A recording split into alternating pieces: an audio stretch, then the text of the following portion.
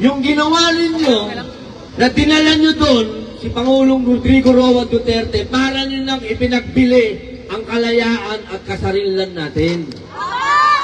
Bakit ko nasabi yan? Ilan ang bayaning Pilipino ang nagpakamatay para magkaroon ng kalayaan sa mga dayuhan? Ilan? Tapos ngayon, i-deliver nyo doon? Yung presidente natin, napakakalokohan naman nun. Mabuhay mga mahal kong kababayan. Hayaan niyo po ako makapagpasalamat sa inyo sapagkat kahit na napakainit dito sa ang init. Pero nandyan po kayo. Gusto ko sana wala din ako sa lilim pero paano ba ito? Pasensya na muna kayo. Kung dito naman ako, hindi niyo ako makikita. Alam niyo po, itong mga ganitong pagtitipon, I love you too, ma'am. I love you. Totoo po yan. Galing po yan sa puso ko. I love you too, pare. Alam nyo, gusto ko pong malaman ninyo na katakot-takot ang pagbabatikos sa akin. Sinasabi nila lagi na si Pangulong Rodrigo Roa Duterte, siya lang daw ang pinagsisilbihan ko, hindi ang taong bayan. Alam nyo, yung mga ganong patutsada, pagka pinakikinggan ko, parang mga mangmang yung nagsasabi niyan. Sa loob ho ng ilang taon, kailan nyo ba naramdaman na nagkaroon ng pagbabago sa Pilipinas?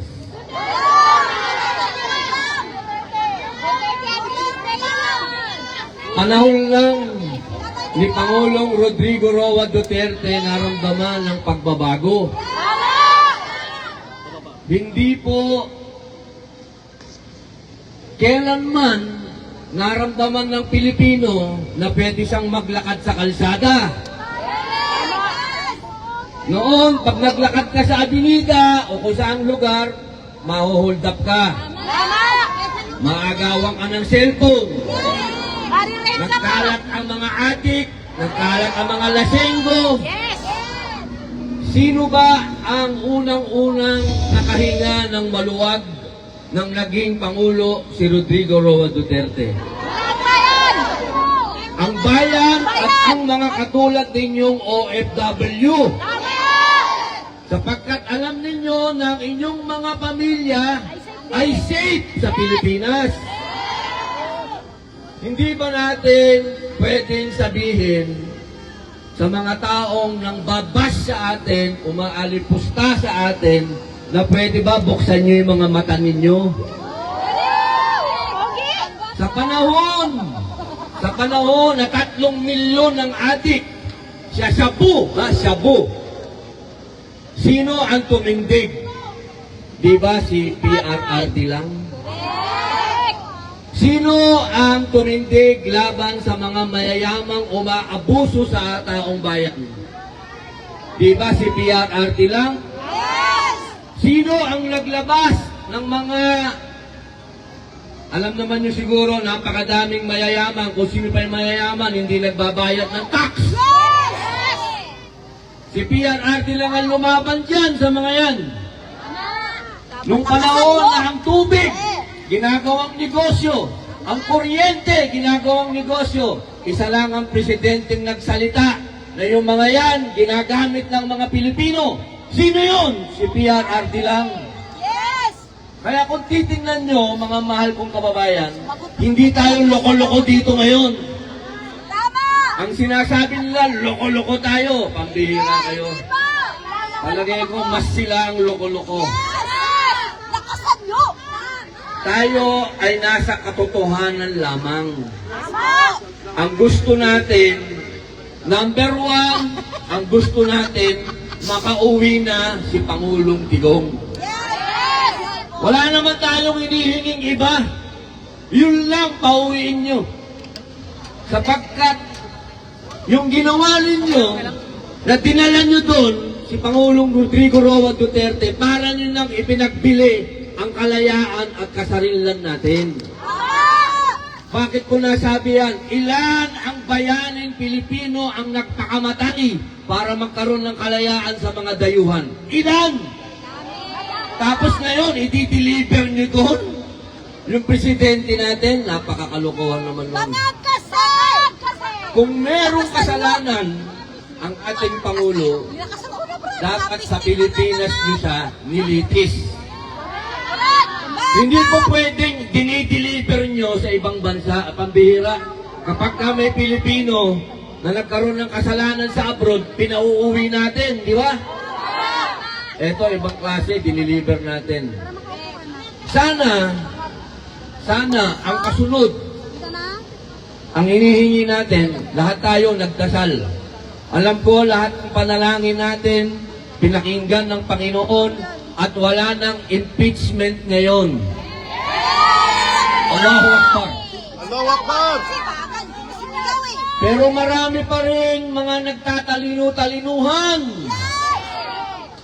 Hindi ko naman maintindihan, nagdesisyon na yung Supreme Court, meron pa rin mga matalino daw.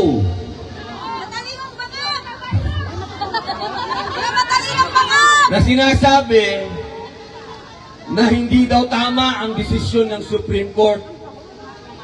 Pambihira. Ano ba ibig sabihin ng Supreme? Ano ba ibig sabihin ng Supremo? Ibig sabihin kataas-taasang hukuman. Kapag nagdesisyon yon, ibig sabihin, yun na yun! Ang dami pang pumapapel, ang daming nagsasalita, ang daming nagsasabi na pati kaluluwa niya. Ang bihira, oh. Mga kababayan, sana naman dumating ang panahon na tayo ay marunong tumanggap ng pagkatalo. Hindi po pwedeng pag natalo, ang dami pang satsat. Pag natalo, tanggapin na. Talo eh. Para tayo makamove on. Kaya tayo hindi nakaka-move on dahil puro tayo reklamo. Bakit hindi natin pag-usapan ang issue ng bansa? Ang dami nating issue na dapat hinahanap diyan sa Senado mismo. Sweldo ng tao, yan dapat ang unang nating harapin.